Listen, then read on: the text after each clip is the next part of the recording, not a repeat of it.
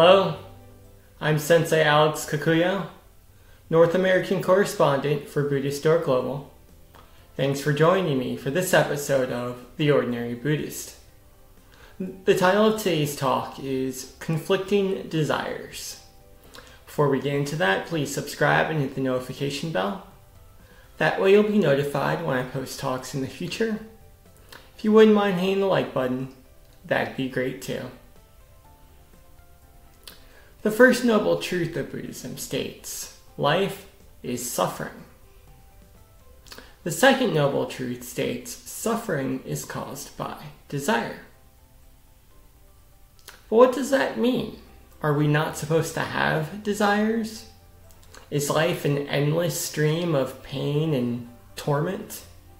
No, of course not. The Buddha was simply warning us in his infinite wisdom and compassion that desires have consequences. More specifically, suffering occurs when our desires conflict either with the desires of other people or with our own personal desires. We desire the hot beach body, and we also desire the chocolate cake that our coworker brought in for lunch. And because we desire both of these things at the same time, there is a conflict. And if that conflict is not handled appropriately, it can lead to suffering. Maybe we eat the chocolate cake, fulfilling our desire to eat it, but now we lose out on the hot beach body and we feel guilty as a result.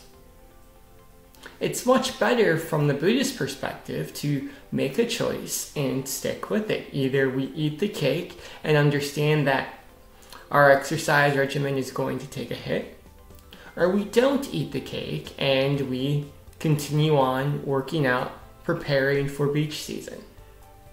Both of these choices are fine, but we have to make a choice.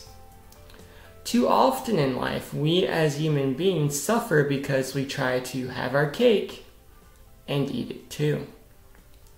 But if we recognize when our desires conflict, either with our own desires or the desires of others, we're able to notice these conflicts and work with them skillfully. As we work skillfully with these conflicts, either by avoiding them altogether, making different choices, or by making the choice we want to make and accepting the consequences fully and wholeheartedly, we end suffering both for ourselves and for all sentient beings. Amitabha.